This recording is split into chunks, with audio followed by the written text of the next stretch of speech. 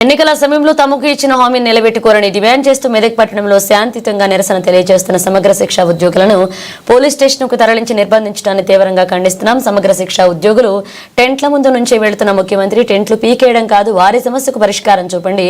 15 రోజులుగా ఆందోళన చేస్తున్న వారి ఆవేదన అర్థం చేసుకోండి. అధికారంలోకి వచ్చిన వెంటనే ఛాయ్ తాగినంత సేపట్లో సమగ్ర శిక్ష అభియాన్ ఉద్యోగుల సమస్యలు తీరుస్తామని, వారి ఉద్యోగులను రెగ్యులరైజ్ చేస్తామని హామీ ఇచ్చి ఏడాది గడిచిన ఉలుకు లేదన్నారు. అన్ని వర్గాలకు మోసం చేస్తున్న విధంగానే సమగ్ర శిక్ష ఉద్యోగులను కూడా కాంగ్రెస్ పార్టీ నమ్మించి మోసం చేశారు. ఇప్పుడు రోడ్డెక్కి నిలదీస్తే అక్రమ నిర్బంధాలకు గురి చేస్తున్నారు. ఇది హేయమైన చర్య. నిర్బంధించిన సమగ్ర శిక్ష ఉద్యోగులను తక్షణం విడుదల చేయాలని, ఎన్నికల సమయంలో చెప్పినట్లుగా రెగ్యులరైజేషన్ సహా ఇతర హామీలు నిలబెట్టుకోవాలని బీఆర్ఎస్ పక్షాన ప్రభుత్వాన్ని డిమాండ్ చేస్తున్నామన్నారు.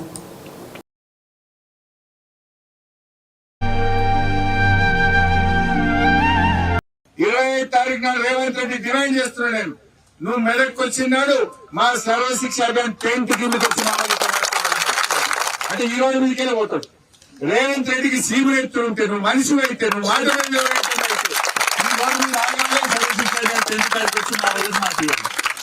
మనిషి అయితే మాట మీద నిలబడేటోడైతే పోలీసు వాళ్ళని కూడా చెప్తున్నా మా వాళ్ళని లేపద్దు.